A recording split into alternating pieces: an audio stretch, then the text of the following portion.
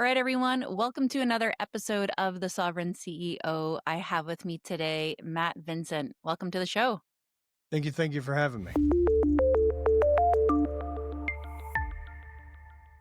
you prefer Matt or do you like It the doesn't make full any Matt difference to me. Matthew Whichever one seems natural to the person I'm talking to is fine. It's my amazing how husband few times we actually use our name. in full for sure? I'm married to a Dan, and whenever Oh, I hear his mom say Daniel, I'm like, who's that? who's Who this is I don't Daniel? who's Daniel?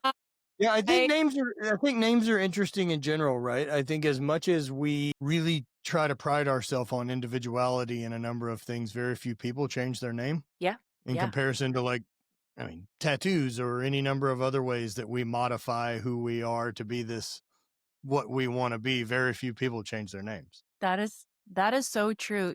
My middle name is Joy, and I have a big chunk of my professional career, I never said my middle name, and I never created humorous content. I never shared memes. I never really shared that side of my personality in my content. And it was a few years ago where I realized I'm like, what am I doing?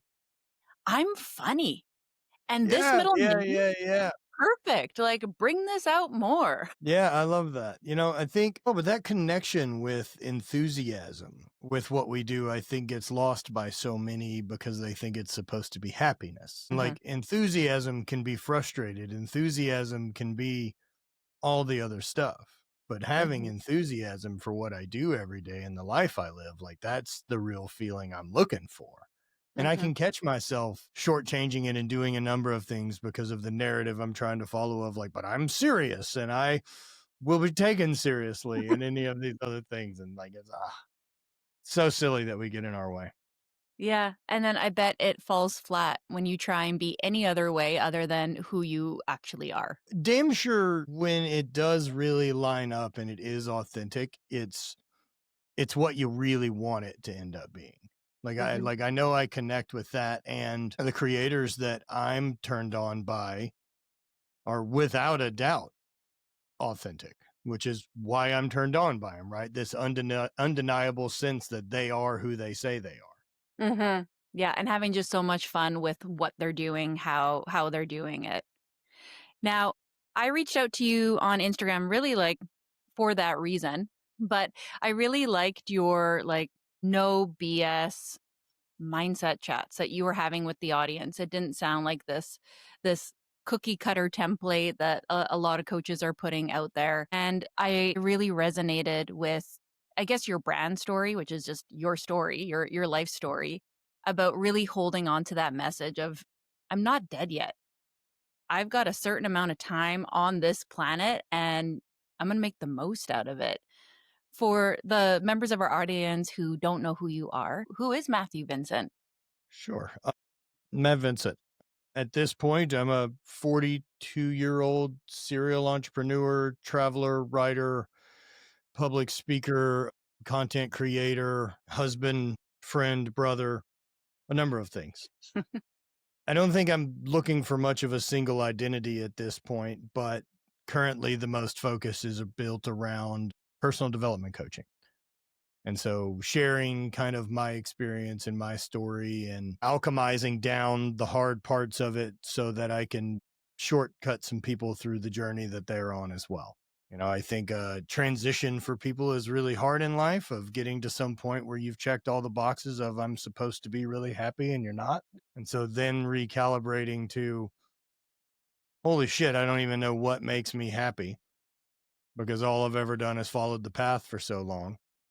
So how do I even get back in touch with that before I can set a new compass? Or do I just continue to trust what other people tell me is going to be the thing for me? It's amazing how many people have really good lives and everything that they've worked for who are really, really unhappy. I noticed something interesting. We used to live in Whistler, BC. My husband was a professional athlete, and a lot of people in that area decided not to have kids. And of course, there's no template for this, but a lot of people just wanted to continue going on adventures more and like the party lifestyle. And I noticed with so many of those friends, not all of them, a lot of them started to get depressed at a certain point, usually around the Mm, And I always thought, "Oh, weird. You have everything you want. You're living in just like this fun ski town, partying all the time, traveling. Like you don't really have like any struggle. Everyone has their struggles."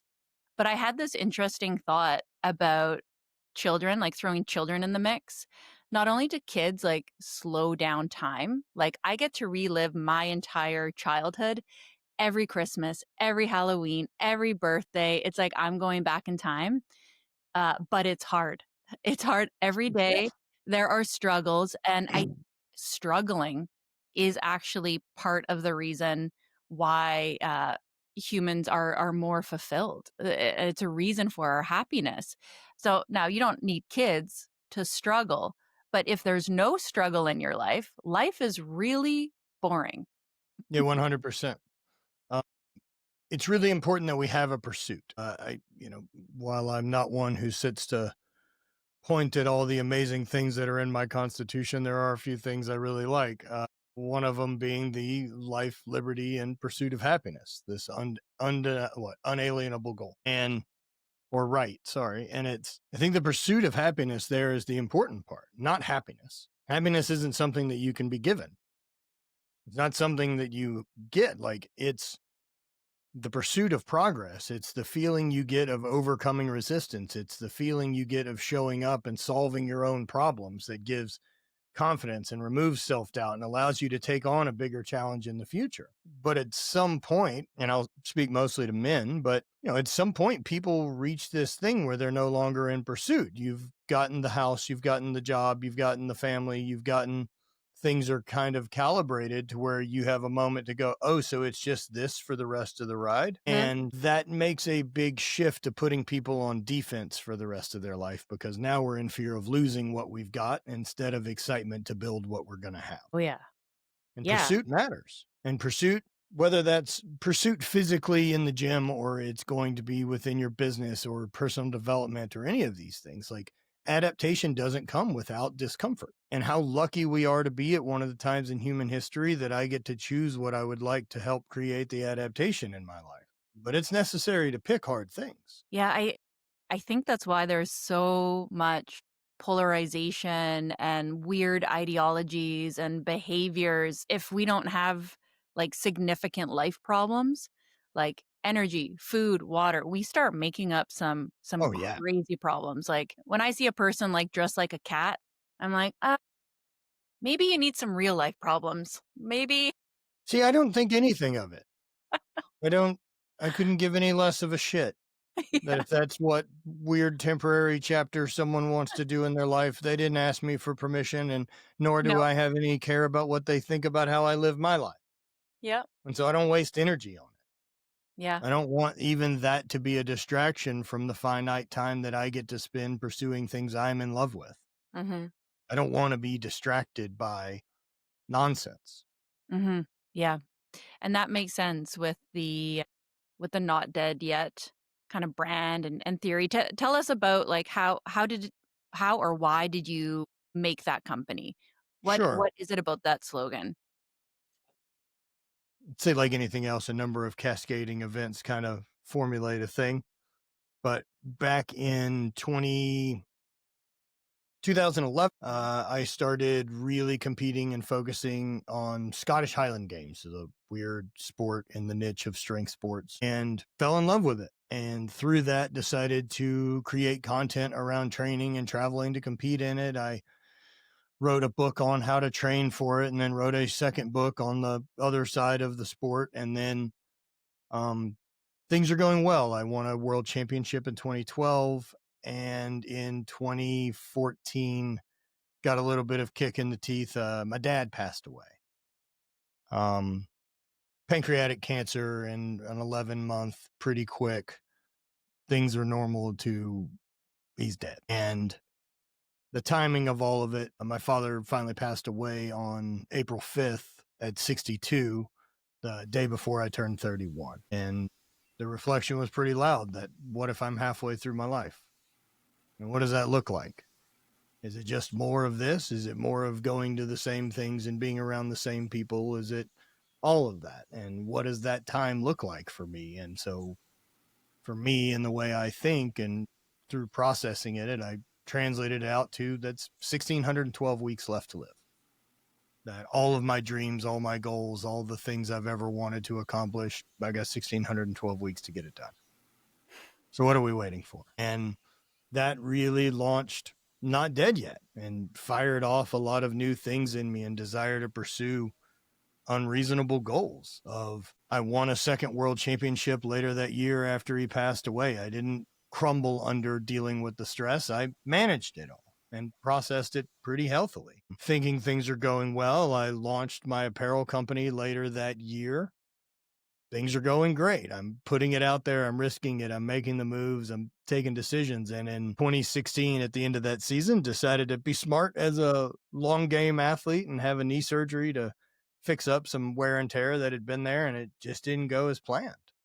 So 9 knee surgeries and 3 years later, total knee replacement. I no longer have my sport. I can't compete physically and do any of the things I used to do. And fear around that identity, not just as a world champion, but like as an athlete, that like I can do things that physically me being able to perform at task has been a big chunk of what's built my confidence and built my ability to show up for myself in all the other ways and forced a lot of recalibration on how I wanted to live the rest of my life. And how do I get myself out of that dark spot? And that was through a lot of personal development work and figuring out what was actually true to me and what I believed and the story I was telling myself. But the main reason why I'm interested in moving forward toward anything is because I'm not dead yet. Like I'm gonna exist for so I only get to exist for a minute. Like in the grand cosmic size of this universe thing, I'm around for none of it. Mm. But things are amazing right now. This is the best time in all of human history, if I have to pick, that I would like to show up and get a shot at living. And the years in front of me are a lot more important than the ones behind me. And that's what I continue to remind myself with that message. How fast was that transition for you? Did you spend some time kinda Oh, yeah. wallowing? Like, not like there was a date, or maybe there was a date, but I imagine that took some time because your whole life, the way you Mhm. thought it was gonna go, that just stopped. It did.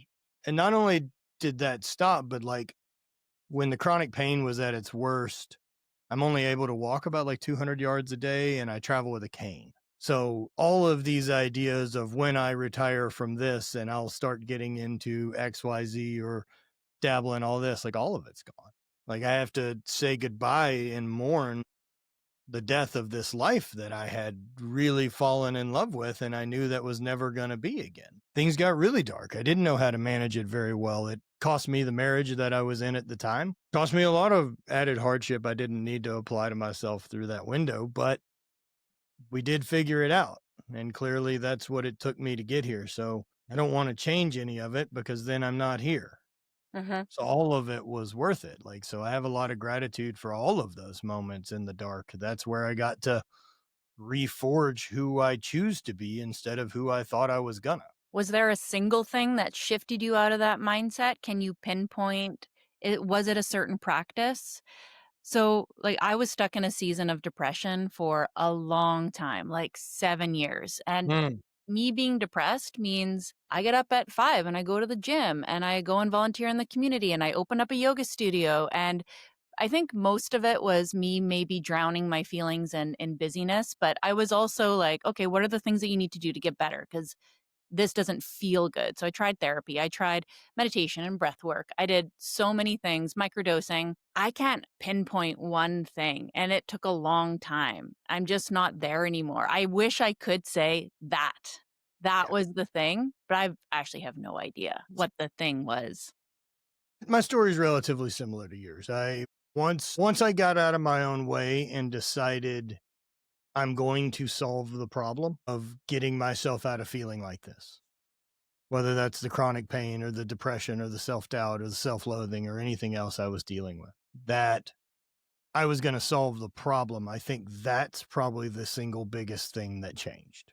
Now, any of the individual modalities that I've practiced since then, some are more effective than others, but none of them work if you don't decide to follow through, right? And really explore it. And so I think breath work was probably one of the first odd things I'd gotten into. So I'd been writing a little bit before then. So I was writing a lot, but I wasn't quite journaling full depth. So that started to change too. In trying to work through those things, the breath work was the first kind of kooky modality that I would have really loved to written off as an athlete in Meathead. And had a really positive experience. And I just remember afterwards being like, well, fuck that. And I so like, imagine when you were in the Highland Games, you probably weren't doing a lot of, like, breathwork circles with the no, bros at that time. no, less than you would imagine, I suppose. Yeah. Yeah, not a ton of that, and, like, I can laugh at so much how former me would beat me up over these things, and that's part of letting go of that identity too, of, "Oh, man, I tried a new thing, and the first time I tried it, I had a positive outcome." Like, do you Mhm. know how many other areas of my life with, like, training or athletics or entrepreneurship that, like, the first try yields jack shit? And so, like, this works the first time, Imma get good at that. Yeah. And that's how I end up. So dive into breath work, which then opens the wacky door of weirdness to variety of other modalities of me looking really into meditation. One, realizing I don't know what I'm doing when I hear the term meditation and need to, in fact, practice and learn some about it, Mm. what the goal is, Mhm. understanding the difference between my actions and what the intention is I'm trying to set, really kind of grasping gratitude for the first time. And then, I mean, that's brought me to plant medicine and a number of other modalities as well. The daily discipline, 100%. Like, that's part of it. That's what we need to be doing every day. But if I had to choose, like, a couple things, they were all circuit breakers. Some of Mm, them healthy, some of them not so healthy. So, a non-healthy circuit breaker for me, I went to a music festival for multiple days, and I did a bunch of LSD. I came out of that thinking that I was going to crash after and feel worse. I felt amazing. Now, I do 0 drugs now, okay. but so that helped. Don't Wait, was that a negative circuit breaker? positive. Felt Oh, amazing. okay. Positive. Got it. Felt great after, and Yeah. I did Yeah. continue to LSD is a do it. fascinating chemical. Just felt I'm like, I just needed, like, because I think for 4 days there, I just needed to have fun. I needed to stop thinking about the problem. I needed the circuit breaker. Another thing for me was COVID. There was still some remnants of that feeling. When COVID hit, I lost my business. I lost so much, and the more I lost, the better I felt. I just, like, continued to lose things, and my brain went, "You got everything you need. Everything you need. You're done." I really, really love that, Carla. I've definitely leaned a lot more into my own spirituality, but I wouldn't say I feel religious in any aspect. And Mhm. so, recognizing what you're talking about there is that like the losing stuff, the letting go and like it not feeling the panic, but actually freeing up space. That's one of those things I really love about the Buddhist idea of that our suffering is due to attachment, Mhm. is that we're attached to this old thing, what was, what could have been, where we had a plan, and that causes us more suffering than simply living our lives and adapting to whatever the real answer is that's in front of us. Recognizing when I do that has been really helpful in me breaking my own pattern of leaning into lack and scarcity. Mhm. But what you're saying there with like those big breakthrough experiences, I mean, that's still why I strategize times of travel. That's why Mhm. I strategize for my own mental wellness of going to spend a week at Burning Man. Like I know I need a real break. Mm. And by that, like I need no time for the autopilot to kick on. I need to be in a completely different surrounding. I need to be in a different energy where the conversations aren't around personal growth and development or my business and they are more geared back to inner child and enthusiasm and simply just allowing yourself to fucking have fun. Yeah. So I don't know healing. how to measure how good it is to smile nonstop at a music festival on acid, but it's really fucking good for you. There's so many ways to do circuit breaker. The other weekend we went hunting. I don't love hunting. I'm in a very redneck community. I got a big redneck husband. It's cold, it's wet. We're like bushwhacking. Then I got to kill something. It's not my favorite thing in the world. But Sure. I went because I've been in just like a busy season. And I had no idea how much I actually needed that to go sit in a swamp and stare at field for 4 hours I guess it's kinda like Vipassana. Yeah, yeah, yeah, very much. There's no podcast, there's no working out, there's no like, you're doing nothing. And I was like, "Oh, wow, I actually really needed that." That was so So good. what a really valuable realization, right? And I've Mhm. I've caught myself with that a few times, where what I need is less. Yeah, Like, yeah, what I need isn't the answer. I can rely so heavily on my work ethic and ability to suffer long term that I'll go to that long before ever giving myself the permission to say, like, "Oh, you just needed a break." yeah. And do you find that you ever get, like, addicted to the discipline? Like, sometimes, like, my ego will kick in, for example, and I'm like, "No, like, wake up, and I work out, and I do this thing, and then I get to work." And I'm like, I'm a healed, productive person, and then if something happens where I don't get to do those things, and I'm, like, snapping at my kids and rattled, I'm like, "Oh, oh." This Yeah, Yeah.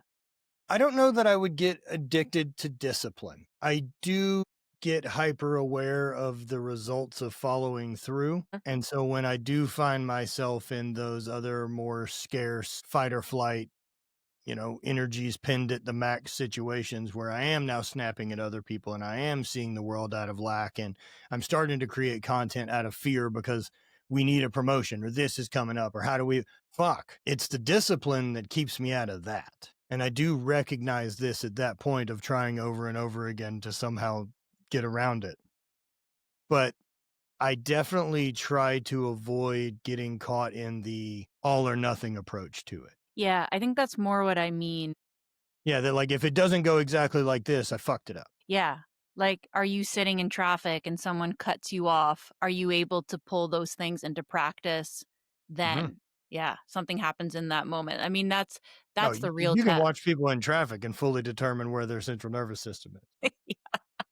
Like it's just one of those things that with the finite number of weeks I've got left to live, which I think is of Monday today, I've got like 1,016 left, Okay. and of my 1,612, and like that's a finite number of hours. Like what I have that's actually finite, right, is my time and attention, Mhm.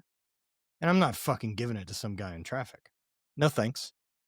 I can get there whenever I get there. I've created a life that I can't be late for. So me sitting in traffic smiling, driving an old car is a flex. Like that is the me being proud of the life I built. That I'm insulated from the added stress that traffic brings to life. The traffic situation, I love imagining that God is saving me from some horrible car crash. Like, "Oh, thank you. I was not supposed to get here at this time."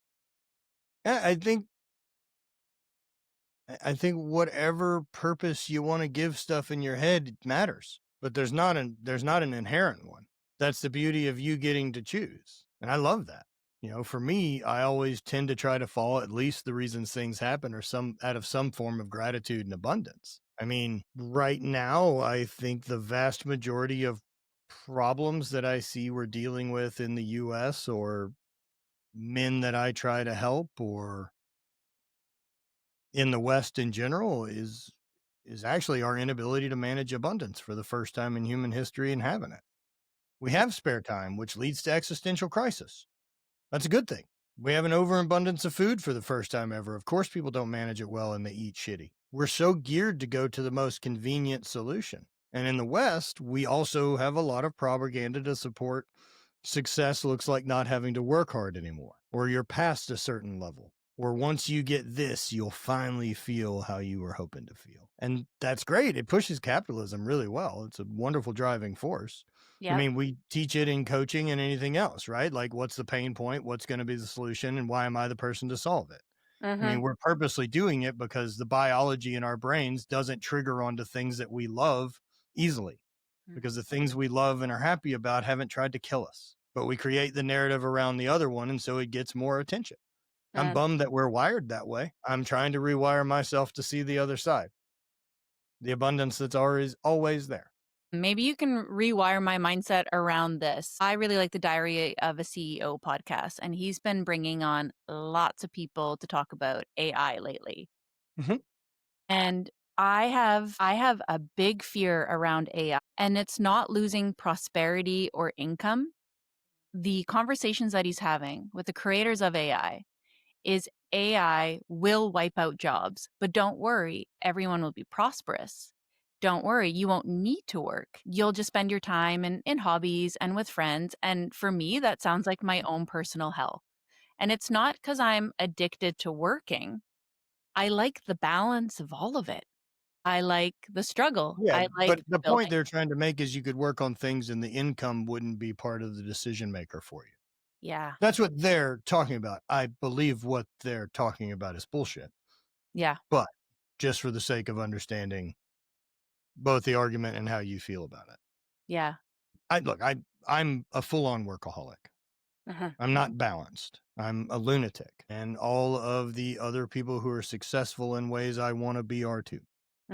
Same. So I'm not chill. But if I woke up tomorrow and I didn't have to earn an income for the rest of my life, I have a pretty good idea what I would go and do. I would spend a little bit of time preparing and then I would leave for 2 years in my van to drive the Pan American Highway and I would shoot photos and write a book about it.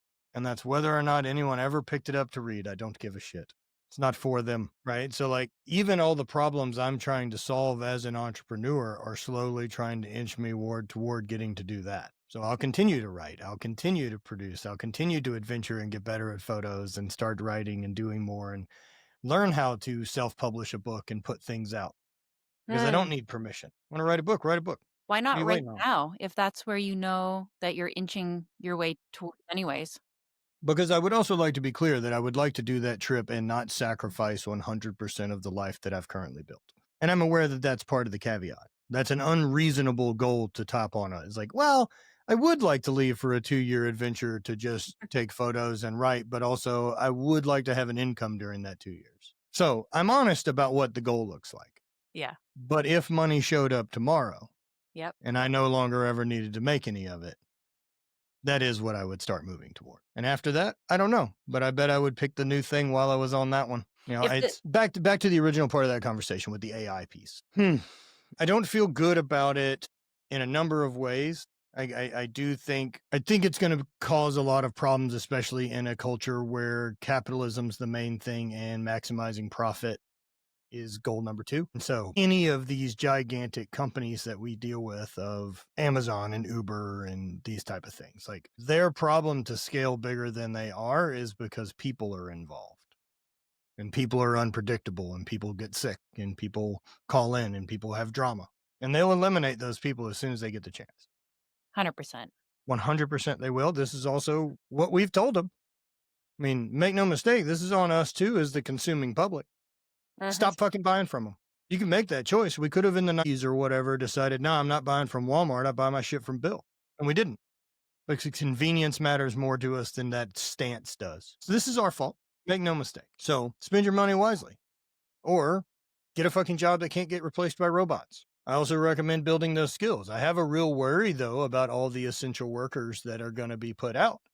And that becomes a universal basic income or what those jobs turn into. I don't know.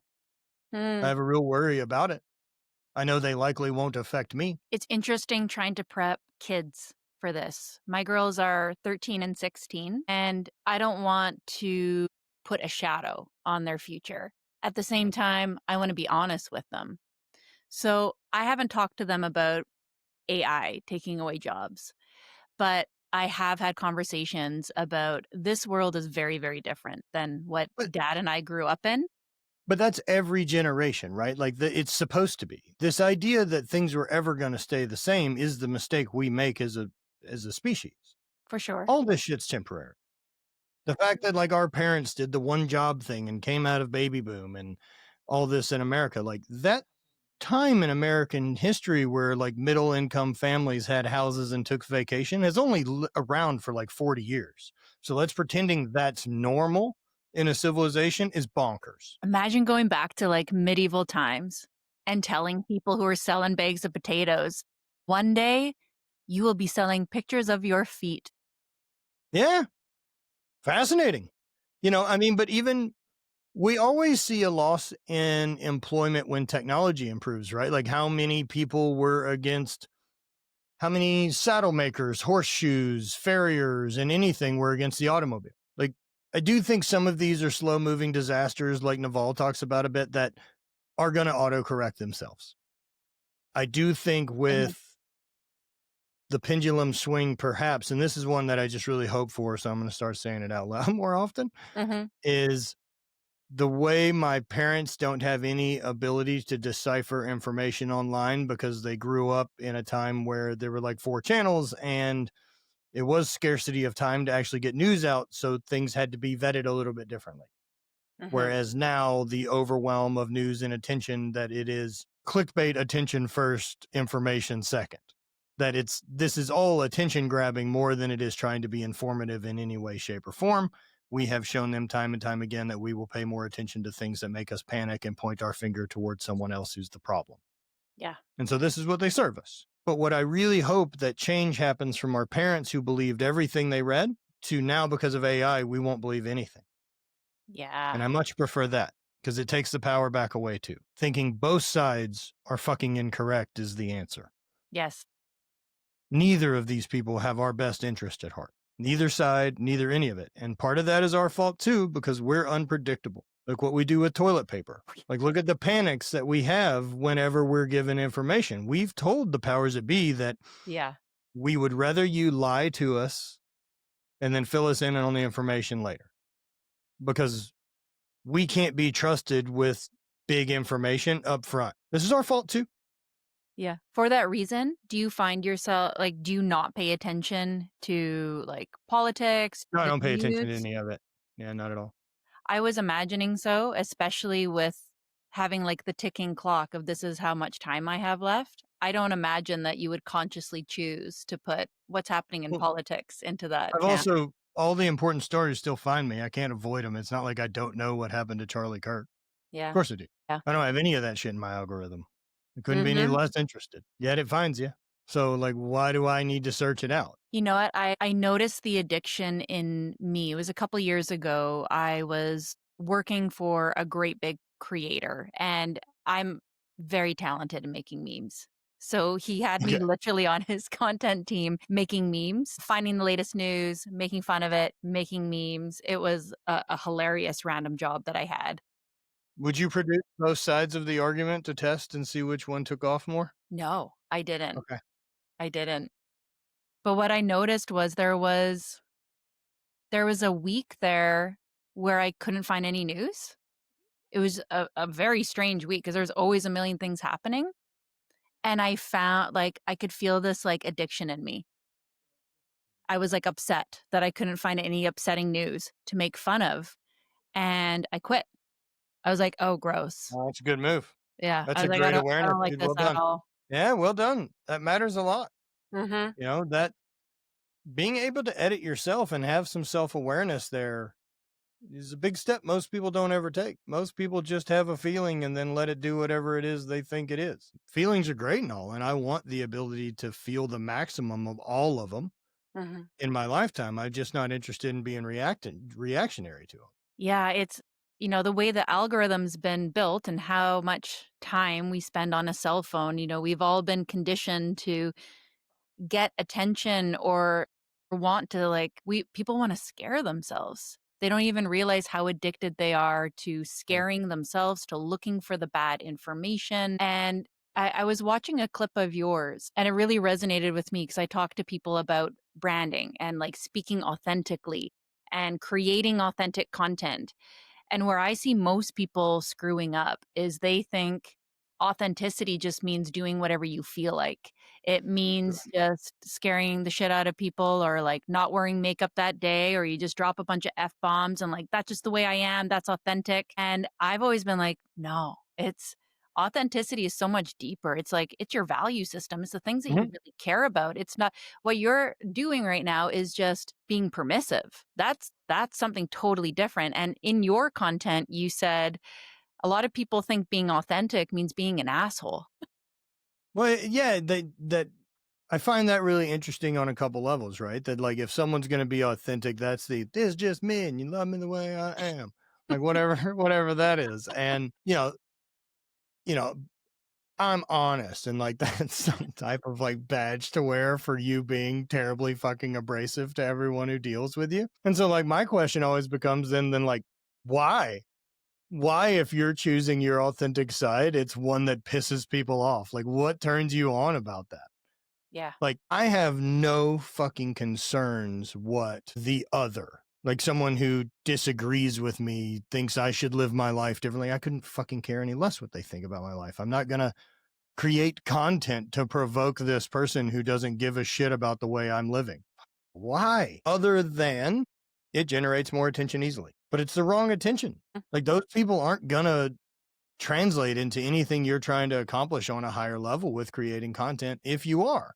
Mm-hmm. But if you'd like to find people to fucking argue with, man, they'll come in droves. But if you stay authentic and know like who you are and what drives you forward and what sets your soul on fire and how I prioritize being present over being panicked, Mm-hmm. how I prioritize having new experiences, not just it needs to be the bigger, flashier, fancier experience so that it looks better on my page. I just want to accumulate rad experiences, man. You know, I want to do things that like 8-year-old and 80-year-old me are proud of.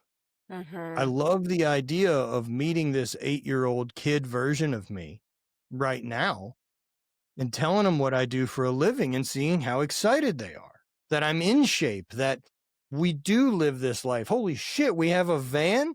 Like we get to travel and like, oh, where did you go this year? Look at your passports full of all these places that we've got to do and experiences. And we're still writing, we still draw, we're still creating. Like, fuck yeah. Meanwhile, like the idea of that kid meeting me and being like, yo, why are we fat?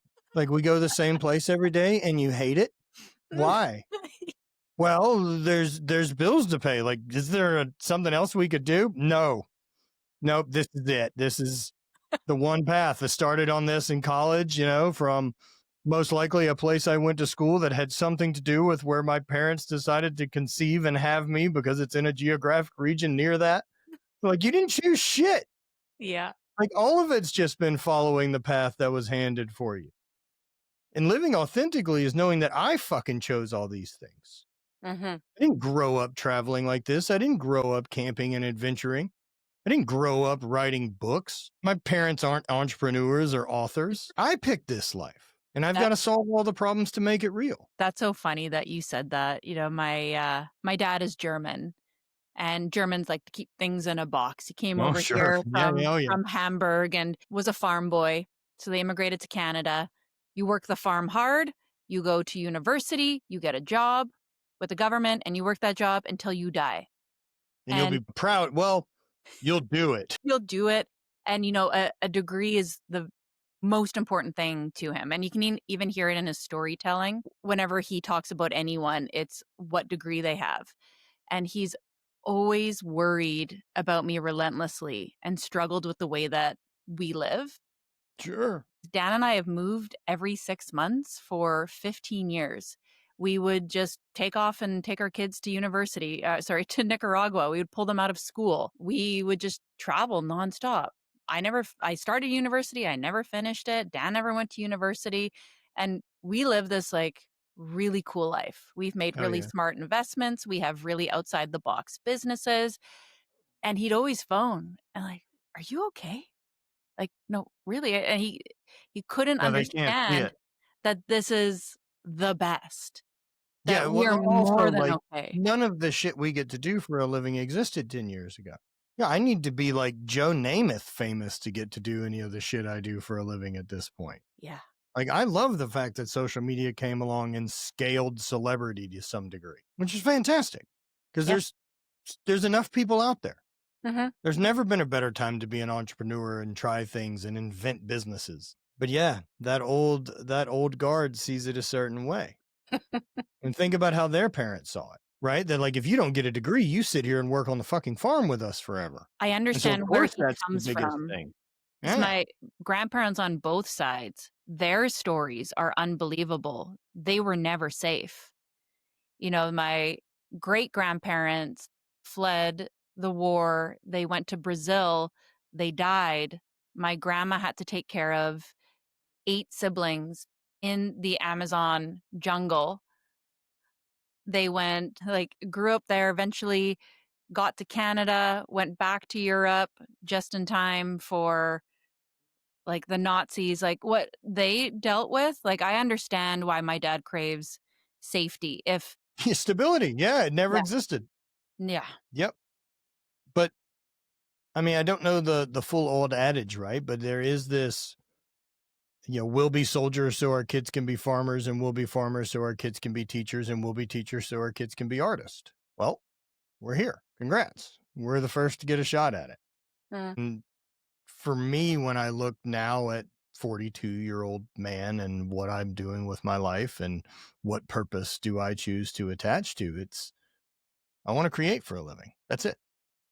I don't care what scratches that box. If that is creating an experience through hosting a retreat, if that is creating experience through hosting international travel like we do with my wife, or it's writing books, or it's producing content, or if it is creating motivation within people, I don't care. I'm just here to answer the call. I want to create for a living. Why do you think so many people now who have so much, why do you think they're so unhappy, and what can they do about it? Why are they so unhappy? I don't think they want to be. However, I do think they're pretty hijacked. And so I think their biology is really hijacking the psychology.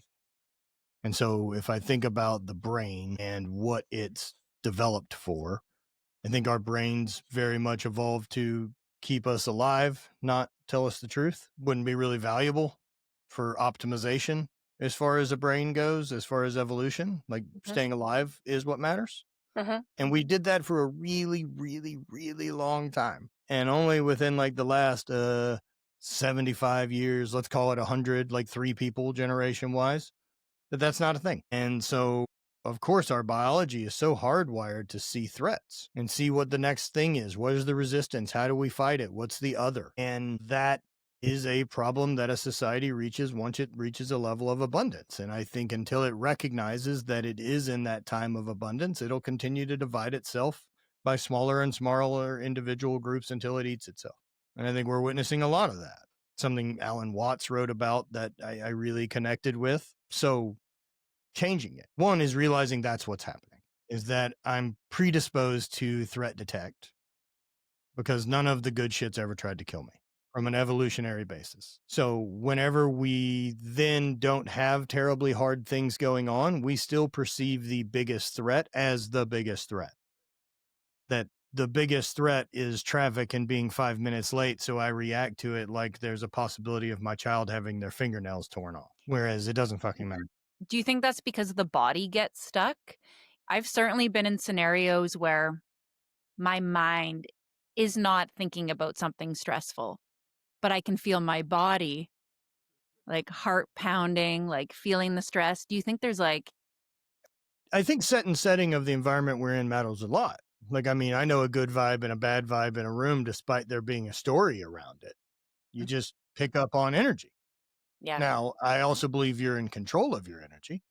I think uh-huh, you can change it. I don't necessarily, kind of the same way I feel about thoughts.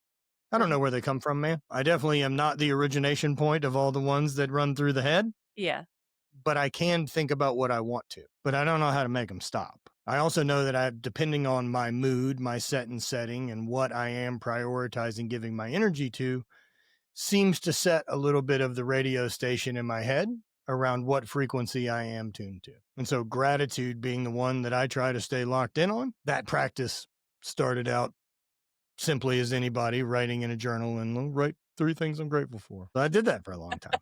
And sure, it's great. But I also found some things of like, one, I was just writing to check the box. And so I wasn't feeling. And part of that is because I can get into autopilot. And as soon as the autopilot's on, like we're not aware, we're not present. Time is fucking disappearing on us. And so I've shifted to using a necklace. I don't have on me a mala beaded necklace. And so my gratitude practice now, a couple years having been really focusing on this, looks like me sitting and taking a couple breaths and being present and going around all 108 beads and saying thank you to myself and the universe for all the things I have in my life I love. And now I don't make them competitive with each other. I'm not looking for the next biggest thing. They don't all have to be unique. There's no rules to it. I'm just trying to acquire how many things in my peripheral vision that are amazing already, so that no matter how big the finite problem is that I've come interact with, the stress, the moment, I'm aware everything out here is great. Hmm. That And that practice has literally saved me as a business owner in times when Mhm. I'm waking up, alarm goes off, thinking about all the things I have to do or didn't get done yet yesterday, reminding myself, "You have everything you need." Man, does that just, like, take me Yeah, down a few notches? Like, "Oh, there is no ticking time bomb behind me. I have everything I need.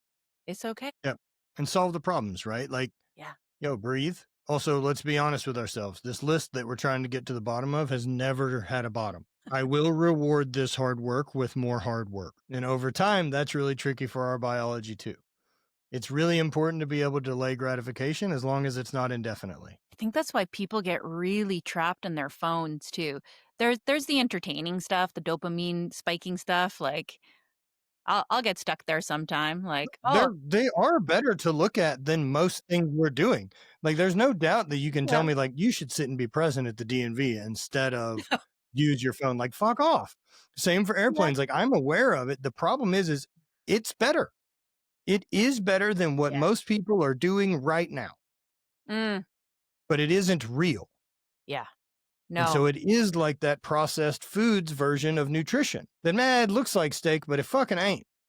mhm." It's like eating McDonald's burgers and pretending that's the same as getting fucking grass fed beef somewhere. It's better than nothing. It's a huge problem though, because we're getting addicted to dopamine without having to do anything for it. You know, Andrew Mhm. Huberman was just talking about this, and I think that's why I enjoyed that swamp experience so much. I was like, "There is nothing.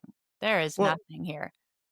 as an entrepreneur and a fellow lunatic, when are you ever really focused on doing one thing at a time outside of a podcast, which actually gives a pretty good single focused event? Never. Right. And Never. if ADHD exists, I've been It, diagnosed, who it knows? does. It does. It's just a coping mechanism. That's all it is. 17 Like tabs all the time. it's a coping mechanism for not liking how I feel in the moment Mhm. and constantly trying to optimize and adjust it with one way or the other. It's the scarcity built into the scroll is essentially like video poker. That's what Michael Easter talks about in Scarcity Brain, which is really brilliant on why that thing works as good as it does for us. Hmm. It is hijacking us. And we talk about ADHD and how many clients I deal with, and I'm sure you as well, that can't focus, can't do any of this. And fucking you ever practice it? When's the last time you practiced being still? You know, it's Yeah. totally cool for you to sit in front of two screens for 10 hours a day. But if I asked you to sit still and breathe for 10 minutes, you feel like your skin's being peeled off? Like, you don't think maybe there's some other adjustment work we should look at there? Because you sitting still and breathing isn't fucking dangerous. So why are you uncomfortable? Maybe it needs Yeah. practice the same way building resistance to the other stuff is too. Percent. And you know, like the authentic like definition of, well, this is the way I'm wired. This This is is the just like way I what I am. do. No, no shit. How's that going for you? You know, astrology can mess people up in that way. Like or human Yeah. design. Oh, you're just a Manny-gen. I kind of use that as like a permission slip for a long time. Oh, I'm just this way. I'm just like But creative. This is what I'm supposed to do until I realized step 1 is understanding like your wiring, and then step 2 is breaking the habit of being yourself and doing what you can to balance those characteristics. Like, yeah, it is hard for me to sit still. Figure it out. Figure it out. but the therapy culture that we've lived in and grown up with, it goes back to that completely trying to identify as smaller and smaller groups the whole way down to understand ourselves instead of take ownership.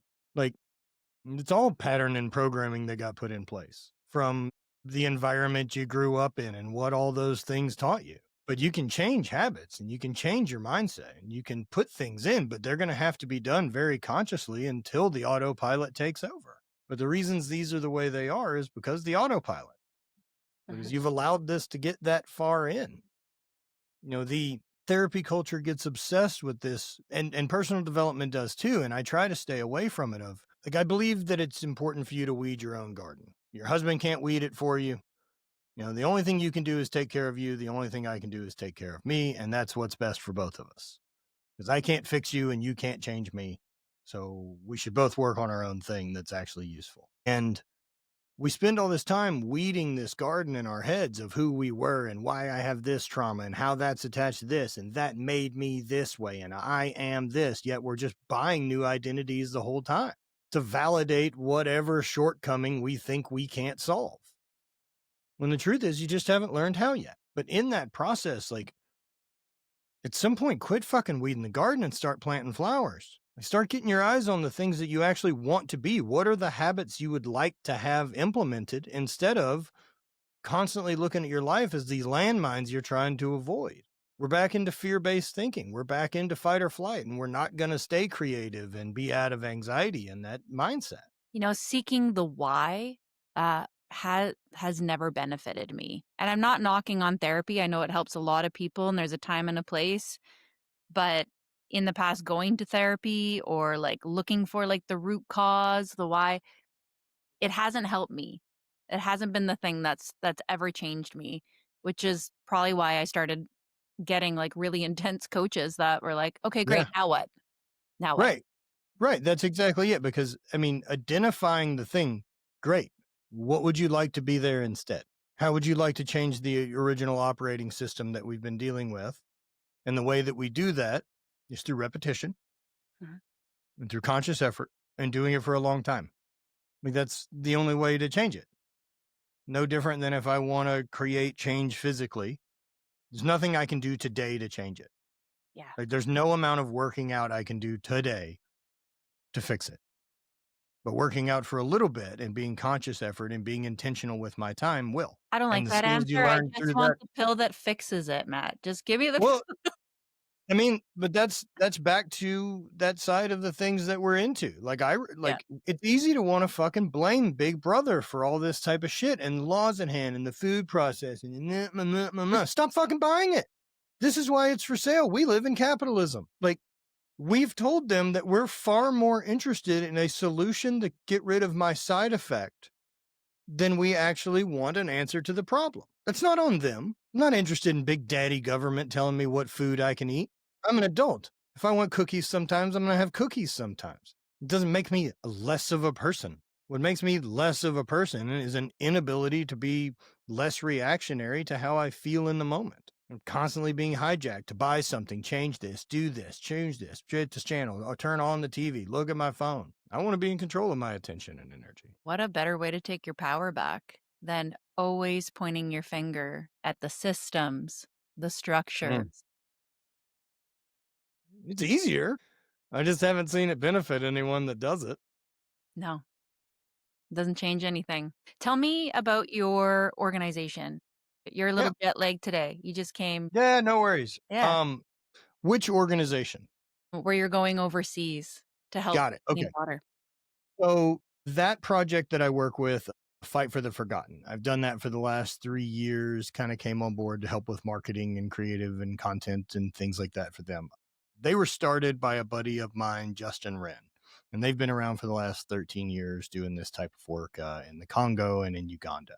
And it's mostly focused on working with the Batwa pygmy communities. And so there's about 600 different communities in Uganda. And so we've worked with a number in that project has been really interesting to be part of. Going to Uganda now a number of different times and getting to experience some things that you can't get to as a normal tourist. Getting to spend time on the land with the Batwa people and seeing how different communities live and actually hearing their story has been really interesting as a 42-year-old guy who sees people who struggle with change and identity in any number of things. I'm interviewing someone who's about my age that up until the point when he was 27 years old, he lived in the forest as a hunter gatherer. Like, you have a problem with letting go of your identity from the school you went to? Like, it's just comical to me. Or like, oh, you are that job? Like, yo, he's a hunter gatherer. And now we're like, we need you to farm. And you're amazed they have trouble with it. Like no one's been educated. It's such a different realm of problems to solve. But the overall focus has been this whole community development. And so in Karambi, where we've been focused with a lot of our attention for the last couple of years, we're in the last stages of finishing up um, a community center, which will have a medical center, we'll have a school, we'll have some vocational training, um, a maternity ward, which changes the lives of the 3,000 people in this community. Like, this is an area that education has never been available. This is an area that medical help, the standard approach, like if you're a pregnant woman living in Karambi, anytime you need to go for a hospital visit, checkup, don't feel good, or labor, is a 2-hour motorcycle ride at best, or a 2-day walk, or the back of a pickup truck. Like, they've never had anyone around. There's also like, oh, she's sick, call the ambulance. There's no number for any of that. And so seeing these people get running water and see them start investing in the labor to build out this area around where we're building, it's been really cool getting to see people switch on and make the most of it. We graduated this year, 12 graduates in the first graduation up there ever, which most likely is the first graduation ceremony any of these people have ever attended. It's hairdressers and barbers and some tailors. Interesting to be at a graduation where one of the awards for the graduates was a goat. So, What?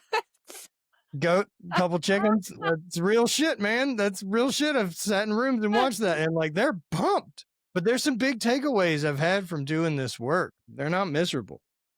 I was gonna ask that. Are They're, they they're poorer than a level than we could really grasp. yeah. Um, but they're not miserable. Are they happier? I don't like, happier is tricky, but I know they're not suffering from depression, isolation, and all the other things that we're dealing with currently in the West. Mhm. They're not constantly comparing themselves up the ladder and seeing what they're lacking, because honestly, everyone's pretty equal. Yeah. Another side of that too is on, Maslow's hierarchy of needs. You have food, water, shelter, and then it's community, belonging, and love before we Mm. get to self-actualization. In the West, we're trying to jump and get past community, belonging, and love and just go to self-actualization. Basically, if we could follow a template, that would be great. But over there, because things are relatively simple, like we have water now up on the land. So each of the households, you probably only have to walk like 100 yards to get to where the water is. But that water does need to be boiled. And also, boiling water requires firewood, and your food has to be grown. So it makes everyone in the community valuable again. I don't need my neighbor. For what? Right? I can have food delivered. I don't need firewood. I don't need anyone to fetch water. Amazon takes care of me needing to know anyone in my neighborhood to borrow a tool. DoorDash. Yep. And so we don't have community. We're isolated. And seeing how strong that is there, that they're not lacking community, belonging, and love. They're a long way from self-actualization, but we dropped the ball somewhere. We And missed that the one's pretty foundation. obvious. Yeah. Mhm. I think with the advent of the internet and social media, it really does allow people in small towns and anywhere else to get a different view of what the world looked like. I know, comparative to me growing up in Louisiana in 1983, like, I don't have a comparison to rich kids. We had Brett Burgess, who lived in my neighborhood. His dad was a lawyer. They had a pool. I mean, they were the fucking richest kids we'd ever known. But everyone was relatively the same. And we were connected and hung out as kids in the neighborhood and did these type of things. I wasn't aware that there was some better way that this could be. And social media gives a lot of that to people. The internet gives a lot of that to people. And so I don't know how we get through that, but it's clearly had a big detriment. What I'm hoping is the next generations of kids will see what assholes our generations became, getting locked into a device instead of being present, that I hope they reject it. The same way that they get less tattoos than the other generation. Like, I hope the pendulum swings back hard to where they're just like, fuck these things. I think the only way around it is focusing on other people.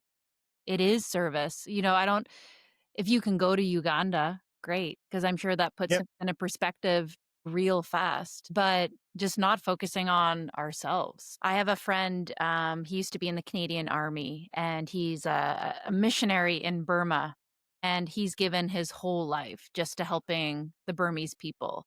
He like smuggles them out of the jungle, getting shot at. The man puts his life at risk every single day. And now he runs a jungle discipleship school, just ministering these men, but also just taking care of them. Most of them are alcoholics, just dealing with like the Yep. trauma, their families have been, killed, and he doesn't know what he's doing day to day other than he just takes care of these, like, 30 guys in the jungle, and So that's wild to me, like, that is so the fu stories are crazy, right? Mhm. Um, Oh, yeah. Naval talks about it, that purpose, like you have to choose it. Like it's not handed down from this divine thing. We would like that, just like we would like it to tell us who we should be, and then we can follow a plan until you realize it doesn't work. Mhm. But choosing your purpose, like he talks about community, God, or kids, pick one. And community is the one for me. That thing, I think that is the be the change I'd like to see. Lead from being authentic, showing people that you can be happy, that there isn't some need to buy more side of it. That I don't want to sell my services based on some made up look of luxury brand. I don't want to hang out with those people. I want to hang out with people who want to sleep on the ground in another country. Like, And I think it's important that you start figuring out what makes you tick if you realize the stuff that you've been told doesn't do it for you. But choosing purpose matters. I mean, that's what I love most about the gift of consciousness, that if that whatever that is that we got, like that's that power. That's the power to create that I think we look so much to for the divine. Mhm. That I get to create the exact life I want. And it is solely based on the actions and reactions I make, mixed with a total unique set of circumstances only I get to live through. Uh, Yeah, and if you're feeling nihilistic, if you're feeling like everything in the world is going wrong, you don't like your life, like See, I don't look at that as nihilism. That's negativity. mm, what's the difference? Nihilism is that there's no inherent purpose. It's not negative. Nothing's good or bad. We're the ones who determine purpose. We're the ones who give things meaning. We decide as a society whether this is currently good or bad. Where do you think more people are right now? Stuck in nihilism or negativity?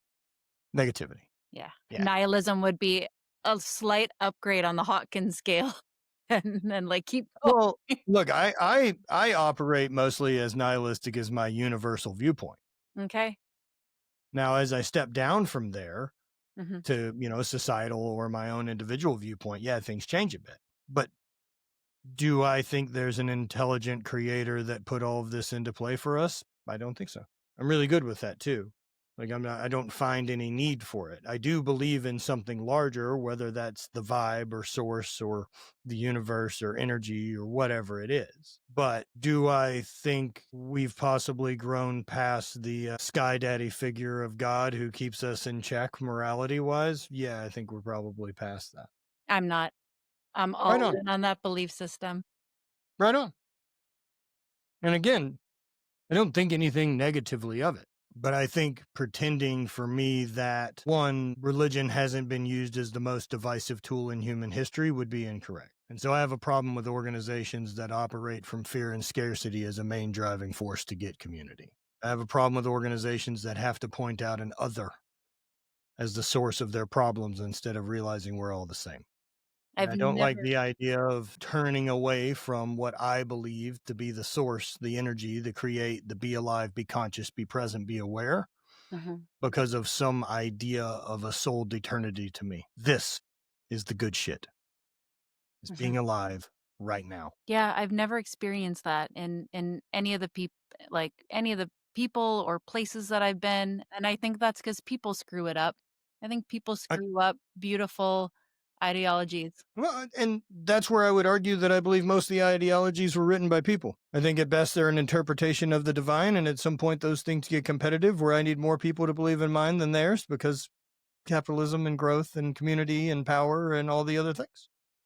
Maybe, and also people seek growth because they believe it to be true, and they genuinely if you genuinely believe this to be true, you wanna help as many people as humanly possible.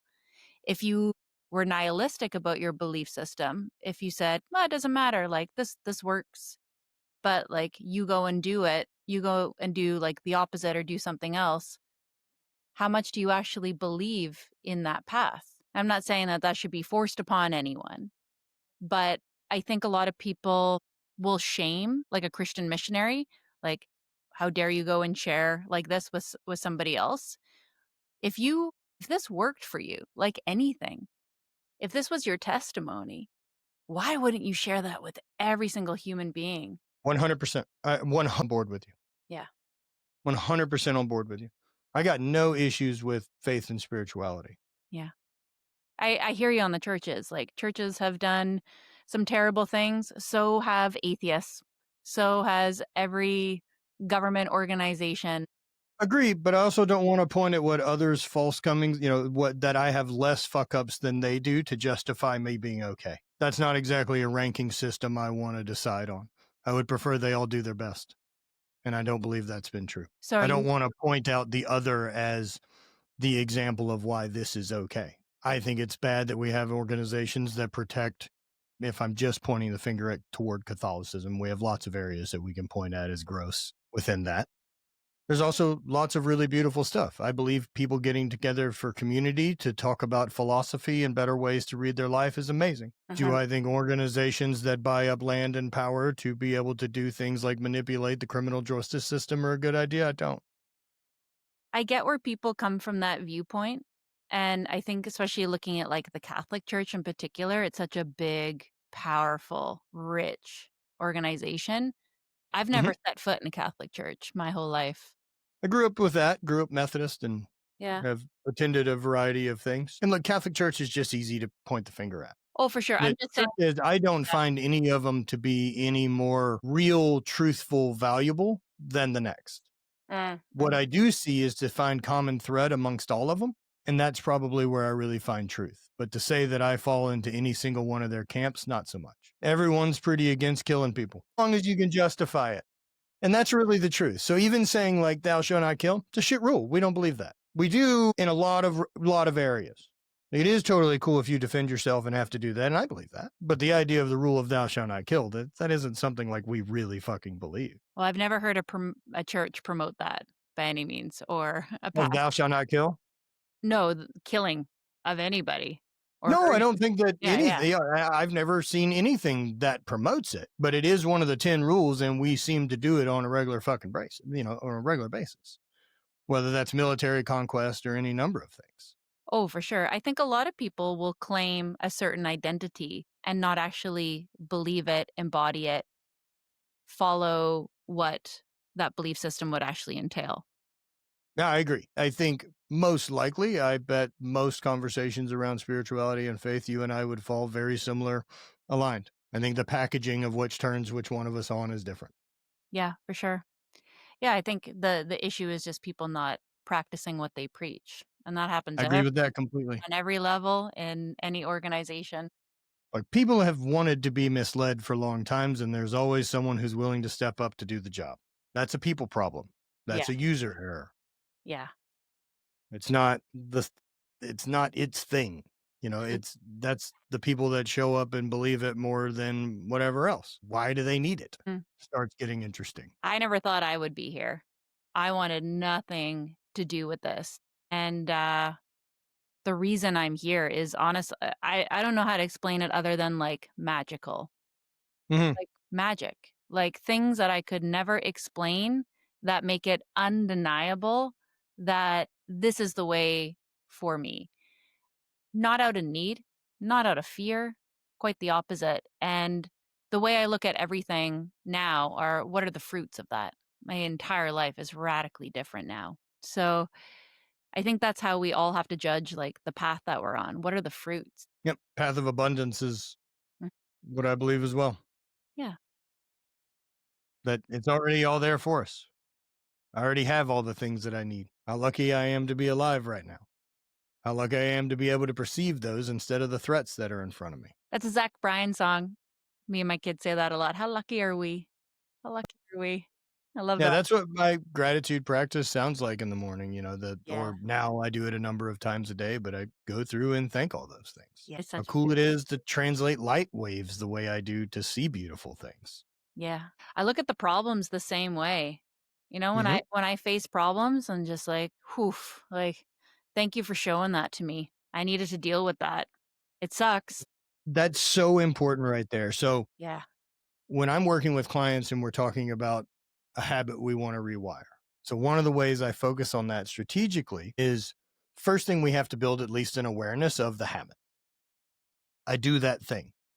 The next part is you realizing it's a choice. Maybe not to engage in the habit because the autopilot has shifted on by that point, but Mhm. it is definitely a choice for you to continue doing it once you've recognized you are doing a thing. Stopping immediately and shifting into gratitude for thanks for noticing we don't have to do that. Thanks for picking something else. Thanks for not wasting more time than we would have in the past. Yeah. Thanks for getting better at this. Yeah. Like immediately starting to rewire that instead of more shame and guilt on top of realizing I slipped up, Yeah, which just some then cost heavy me bricks. another week of shame and guilt before I go, oh, I can just start again. Yeah. Like if we just cut out that part, we can have the same number of slip ups and far more progress if that's what you really want. It's funny, we talked about being in a spot, and you could take your whole lifetime, like, reflecting like you said, like, tacking on, like, shame and guilt and, like, what now? You could spend your whole life doing that, you could waste all of those weeks doing that if you hit that brick wall. I got a little blind bulldog, he's, like, my greatest life coach. He went blind, he got a disease here, and he spent 10 days, like, scared, depressed, and on day 10, it was like he made a decision. He, like, got up and just started, like, sniffing around the house, was like, "Alright, I'm gonna figure it out." And I've never seen him be depressed or scared ever since. I wish it was that quick for us, but, like, day 10, he just made a decision, "Alright, I gotta figure it out." Well, they don't build narrative around it the way we Oh, do. there's no story. There's no story to it, right? Like it's simply back to survival. And so, like, you get to see some really cool stuff like that. I think around identity, where we get so caught up in our past, I think this is kind of an interesting effect of just the amount of like digital footprint and kind of in a new time. Yeah. Is at no other point in human history did anyone carry around 15 years worth of photos with them. Like, we all have that now. And that's weird. Like 100 years ago, you basically could just hop in a horse and carriage and ride across the town and say, I'm Bill. I now am the dentist here. And like a lot of people got away with that. Yeah. Whereas like it's really new that this idea, like your identity and every decision is with you for your entire life. Uh-oh. We have this giant evidence of our past in a way that we've never had before. I'm glad it wasn't here when I was in my 20s. I am Whew, grateful man, 'cause that I'm with dirt you, is bro. buried. I'm so into it. I'm very glad to have been one of the last to get like an analog youth. Oh, yeah, same. That'd be my band's name if I was going to start one. And Analog youth, yeah. Bunch of dads on stage in their 40s, fucking. It looks like an LCD sound system concert, essentially. before you go, tell us about your book. Thank We've you. had the Post strike on and off. I like to read the book before I get my interviews on, Yeah. but, Canada Post can't get it together, so it's still in the ether. I'm excited to read this. So, new book. It's a big 10 by 10. It's a full colored photos and essays and journal prompts. That's what it looks like. It's But beautiful. I put it together over the last couple years, and these were all these journal prompts and essays that I had written whenever I was really kind of deciphering what this new path of my life was going to look like. And it was figuring out around scarcity and what are the new rules that I'm going to apply if the old ones aren't seeming to be true. And what does happiness mean to me? And what should I prioritize as far as my own mindset and my own peace over perhaps trying to get the next pay raise? How do I look at death and anything else? And those essays really helped out. And so we've put them all into a book and added journal prompts with it, as well as some inspirational, motivational pictures to hopefully inspire people to get out and see the world. But I'm really proud to put it together. You know, I found a lot of personal development books tend to look the same and I can't kind of decipher them at some point. Mm, And so I didn't want to fall into that. And I don't learn that way. So mhm. I wanted to create something that would have really benefited me. And something visual like this to inspire me to do more is what I wanted to create. And so that's what we made. I can't wait. I love that you put pictures in it. I'm very, very visual. Yeah. Yeah. And so I've got another version of it, which I'm just got proofs of. And so this will be the journal companion version of it. So it'll have the essays with pages to write and actually keep with you. Okay. Yeah. And your retreats and your experiences, are they just for men? Are they for men and Nope. women? So we host a big community event every year with Not Dead Yet, and we're getting ready to leave this weekend. So we're hosting up in Whitefish, Montana, with a group of about 40. And then I host two men's retreats. The next one I've got is April. That one is sold out with 12 or with 15 people. And then I think I'm going to do a new one in May to offer another option. My wife and I also host some international travel. Okay. And so that's whoever's looking to come. It just, I think international travel can be really intimidating for a lot Mhm. of people. And having these trips with a guide and everything ready to go helps a lot for people just to be able to show up and enjoy themselves and be present in it. Mm. And so we've got a trip to Morocco next March, and then we're doing Vietnam in December. Cool. Yeah. And so doing that in the group coaching community and taking on clients. And I really love getting to do all the things I get to do. That sounds just all right. Yeah. You Yeah. Not bad, eh? I think Enough spare time to mess around. It all works out. 8-year-old you would be stoked. And I hope there's some Lego in your van too. Then, like, all the bases are covered. You got all the things. I appreciate it. Awesome, Matt. Really appreciate your time here today. I'll make sure to link up your retreats and your book in the show notes and just really appreciate your time here today. Of course, Karla, I really appreciate it as well. Thank you. Thank you.